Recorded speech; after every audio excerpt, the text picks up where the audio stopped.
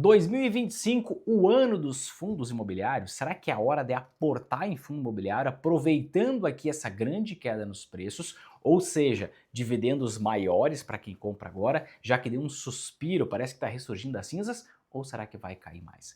Vamos falar profundamente sobre isso 24 dias após eu gravar o meu último vídeo, foi publicado, fazendo um recesso aqui, fui viajar, fiz mudança, e agora estou voltando aqui para fazer uma análise completa com você. Mas antes de eu entrar e fazer toda essa análise aqui para você que gosta de renda, que gosta de dividendo, principalmente isento de imposto, já que imposto a gente está pagando pra caramba, quero que você mande aqui embaixo nos comentários. Você está suscetível a investir em fundos imobiliários? Você gostaria, você pensa em investir em fundos imobiliários agora, já que o dividendo está bem maior, você consegue travar um dividendo isento de imposto? Ou não? Você acha que não é uma boa ideia investir em fundo imobiliário agora? Manda aqui embaixo, pausa o vídeo, tem que comentar agora. Manda aqui embaixo nos comentários que eu quero saber a sua visão antes desse vídeo aqui, tá? E agora, profundamente entrando no tema do nosso vídeo de hoje, vamos fazer uma análise, uma visão completa sobre a nossa inflação, porque a inflação tem a ver com o juro tem a ver com o fundo imobiliário, tem a ver com a própria questão do dólar, a gente vê se vale a pena ou não investir em fundo imobiliário agora. Queridos, vamos lá, olha só, divulgação hoje, IPCA sobe 0,52% em dezembro, fecha 2024 a 4,83%, acima da meta, estourou o teto da meta, né? A meta era 3%, o teto da meta era 4,5%, chegamos em 4,83%. No início de 2024, você pode pensar, todo mundo falava que a taxa de juros ia para baixo, que a inflação ia ser controlada, negativo, todo mundo não, vírgula. Busquei aqui no meu canal alguns shorts, ó, e eu comentava, prepare-se para uma nova grande onda de inflação no futuro, 3 de novembro de 2023, tá? Você está preparado para um novo surto da inflação, investidor? 9 de outubro de 2023. Tá? Inflação vai subir, 15 de agosto de 2023, já estava preparando durante toda aquela euforia em 23, preparando vocês para a inflação que viria diante dos dados que eu mostrava por ali. E olha aqui, inflação acima de 10% em 2026 ou 2025. Né? Já comentávamos bastante sobre isso aqui já era esperado porque a gente via todo um ambiente se formando. E eu quero mostrar para você, não o passado passou, mas eu quero mostrar para você daqui para frente, tá? A gente teve de fato uma inflação bem maior do que o projetado pela maioria dos analistas, tá? Mas um dado importante que foi divulgado ontem é isso aqui que eu mostro para vocês recorrentemente, ó, 9 de janeiro de 25, tá? O hiato do produto. O que é o hiato do produto? Existem dois tipos de produto que a gente tem que acompanhar. Produto efetivo e o produto potencial. Vinícius, que bicho é esse? Vamos lá. Produto, o que é o produto efetivo? O nosso PIB, Produto Interno Bruto, é o total de riqueza que a gente gera na nossa economia, tá? Então, o efetivo é o que realmente está acontecendo, quando a riqueza a gente está gerando, tá?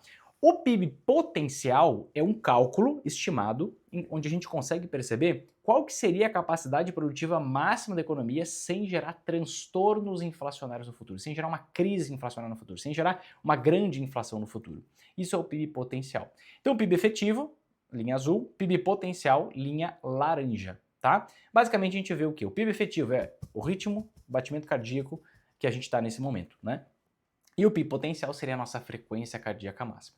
O que acontece se você ficar um longo período de tempo em que a sua frequência cardíaca está acima da sua frequência cardíaca máxima? Você vai ter um problema no coração, você vai para UTI, você vai ter um grande problema. O que mede essa diferença? Esse tal de hiato do produto, né? Então você pode ver aqui ó, que mais um trimestre foi divulgado em relação com dados fechados até o terceiro trimestre de 2024, mais um trimestre o nosso PIB efetivo cresceu mais que o potencial. Ou seja, em mais um trimestre, o que aconteceu? O batimento cardíaco da economia brasileira aumentou em relação à frequência cardíaca máxima. Já passou, né? Já passou aqui há 7 trimestres, é o que destaca aqui essa matéria da própria FGV, que é a instituição de maior gabarito que faz esses cálculos, né? Hiato positivo há 7 trimestres, o maior dos últimos 30 anos, queridos. Estamos falando aqui desde o início do Plano Real, o maior hiato do produto desde o início do Plano Real. Só tivemos períodos em que o hiato do produto, essa diferença entre o PIB efetivo e o potencial, foi maior antes do Plano Real, naquela loucura de troca de moeda, hiperinflação, etc e tal. Então, atenção, cuidado, tá? Ó, hoje está estimado em 4%, ou seja, é como se a nossa frequência cardíaca estivesse 4% acima da nossa frequência cardíaca máxima, e aqui a gente consegue ver vários dados da nossa economia nessa matéria aqui da FGV. Mas por que isso é importante, né? Porque quando a gente tem um PIB efetivo acima do potencial, significa que a nossa economia ela está operando acima da nossa capacidade produtiva máxima sem queimar estoques, sem gerar transtornos inflacionários no futuro.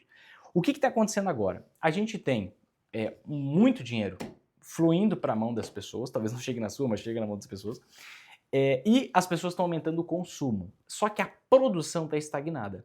Os estoques estão sendo consumidos.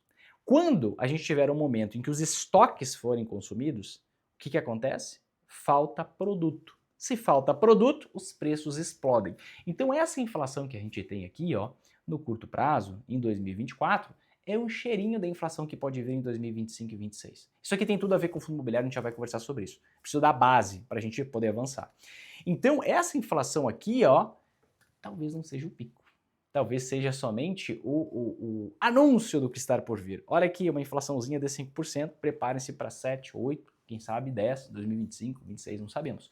O fato é que a gente está tendo um PIBão, o famoso PIBão, que muita gente se orgulha, no curto prazo, só que às custas de uma severa crise lá na frente. Por que eu posso afirmar isso? A gente viveu isso há pouco tempo, queridos. Assim, a gente vivia a época do PIBão, daqui, ó, 2008 para frente, né? PIB efetivo acima do potencial. Chegou um momento que chegamos na maior crise da história republicana do Brasil, a crise entre 2014 e 2016. Então estamos construindo essa crise, pelas minhas contas, a gente está mais ou menos ali em 2013, né? No ano passado eu publiquei um vídeo, estamos em 2012. Agora eu já digo para vocês, estamos em 2013. Feliz ano novo, né?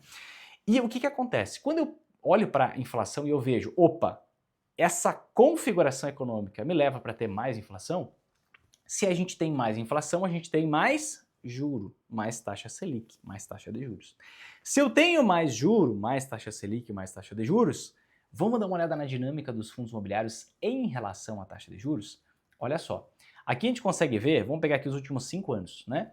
O IFIX, que é o índice de fundos imobiliários. Então a gente vê, né? Queda, alta, oscilação normal. Agora vamos olhar aqui, ó, a taxa de juros média esperada de cada dia até 2035. Então a gente pega o juro longo, né, que basicamente o juro longo é o que governa o preço dos ativos. Você consegue perceber claramente que existe aqui uma correlação negativa, sim ou não? Quando o juro esperado para o futuro sobe, o preço dos fundos imobiliários cai. Quando o juro esperado para o futuro cai, o preço dos fundos imobiliários sobe. E assim por diante. Você vê claramente as linhas se cruzando. Quando uma coisa sobe, a outra cai. Quando uma coisa cai, a outra sobe. Quando uma coisa sobe, a outra cai. E o que a gente tem acontecendo nesse momento? Por que os fundos imobiliários estão desvalorizando, né? Justamente porque o juro esperado para o futuro está subindo. Só que será que ele vai subir mais, né? Bom, a gente tem que ver qual é o cenário da inflação.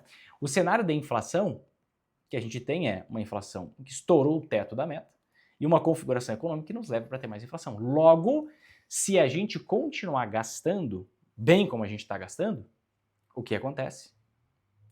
É exigido que o juro suba mais. Ah, Vinícius, mas eu acredito que o novo Banco Central não vai subir o juro, vai derrubar o juro. Não importa. O que manda nos fundos imobiliários, o que manda nas ações no Brasil, não é a taxa Selic, é o juro esperado pelo mercado. Se o mercado espera que a taxa Selic suba e o Banco Central, por meio do Copom, derruba a taxa Selic, aí é que os fundos imobiliários e as ações vão cair ainda mais. Porque aí o que o mercado vai estar vendo? Opa, esse comitê não é técnico, esse comitê é ideológico. Então eles estão derrubando na marra, mas a gente quer mais juros. Se não tem mais juros, a gente vai tirar o dinheiro daqui, vamos embora, vamos vender tudo. E aí se vende tudo, o dólar dispara, impacta mais a inflação, mais o juro esperado e assim por diante. Então, o que acontece? Por mais que você possa ser aquela pessoa que está pensando assim, poxa, mas eu gosto de renda, eu vejo que é um bom momento para comprar ações de dividendos, eu vejo que é um bom momento para comprar fundos imobiliários, eu vejo que é um bom momento para eu travar um dividendo isento de imposto, eu concordo, é um bom momento historicamente falando, só que é normal, é esperado que surjam momentos ainda melhores. Porque se a inflação continuar subindo, o juro esperado para o longo prazo vai subir ainda mais, os fundos imobiliários vão continuar caindo, as ações vão continuar desvalorizando, e acaba que você tem um momento de entrada que poderia ser muito melhor. Eu acabei de voltar da Itália, foi minha primeira viagem internacional, eu fiquei assustado com algumas coisas, né? E um dos grandes aprendizados que eu tive lá é que eu tenho que parar de olhar investimentos em real. Quando a gente olha o IFIX, a gente vê 7% de queda aqui no último ano. Mas se eu pego o IFIX, né, em relação ao dólar, o IFIX em dólar, a gente vê uma queda de 26%. Eu cheguei a essa conclusão, sabe como? Que eu não devo olhar nenhum investimento em real. Porque o real não existe. O real é simplesmente como uma interface. A única moeda que existe na real, na verdade, para não usar o real, é o dólar.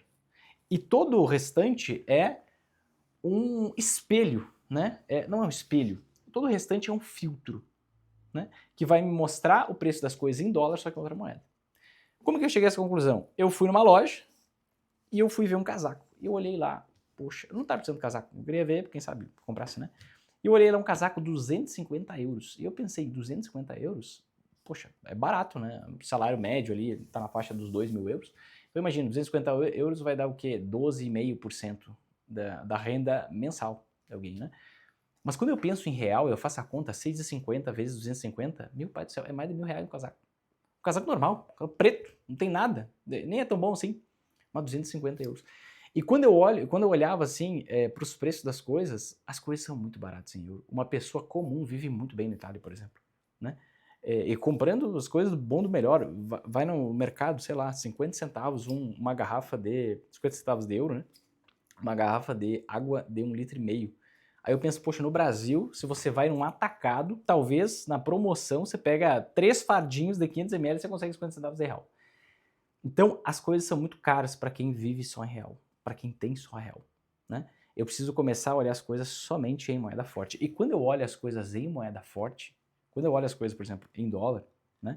E eu vejo aqui o IFIX, ele caiu 26%, né? Chegou a cair mais de 30%.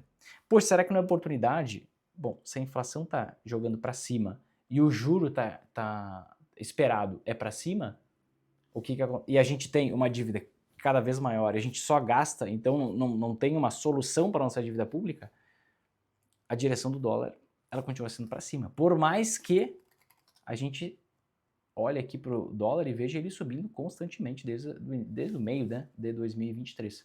A gente tem uma folga aqui, que quem sabe daqui a pouco vem um novo impulso de alta. Por quê? Porque a gente não tem uma solução para as nossas contas aqui no Brasil. Então, quando eu olho pela ótica, atenção, quando eu olho pela ótica, poxa, será que vale a pena comprar fundo imobiliário para ter uma boa renda de dividendos? Pensando em real, talvez sim. Mas pensando em dólar, eu acho que eu prefiro dar uma olhada nos REITs lá fora, ver que eles estão chegando, olha aqui, ó, o principal ETF de REITs está chegando numa média importante, média móvel dos últimos 200 semanas. Está num patamar de preço extremamente convidativo e quem sabe eu garanto uma renda em dólar. Talvez faça mais sentido eu olhar para minha carteira no exterior, porque aí eu olho o dinheiro de forma absoluta, né? Todas as matérias-primas são cotadas em dólar. Então não adianta ficar olhando em real, tem que olhar em dólar. Em dólar, será que está atrativo? Eu acho que fundo imobiliário não está atrativo não, tá? Mas REITs eu vejo muita atratividade, sem dúvida nenhuma, né? Então, dá uma olhada nessa questão, pensa bem, se você quiser, poxa, eu vou travar aqui meus dividendos em real, não pensa só em real. Converte para dólar, começa a pensar em dólar. Eu queria deixar essa lição, a gente vai falar mais sobre isso aqui, tá? Até se você gostaria que eu aprofundasse isso, isso é bastante complexo, do porquê olhar só em dólar os seus investimentos e não mais em real. O real é um avatar, o real ele é um holograma, o real não é real.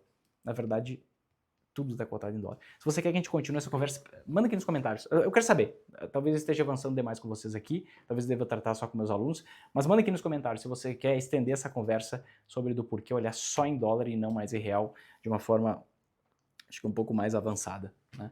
Ou não, se a gente fica num patamar um pouco mais fácil, mais tranquilo, mais inicial por aqui. Tá bom, queridos? Então, não acho que é o ano dos fundos imobiliários, pelo contrário, espero estagnação, talvez uma alta pequena, modesta, mas em dólar, em moeda forte, em termos globais, acredito que não seja uma boa compra para se fazer agora. Precisamos de uma luz no fim do túnel e não pode ser um trem.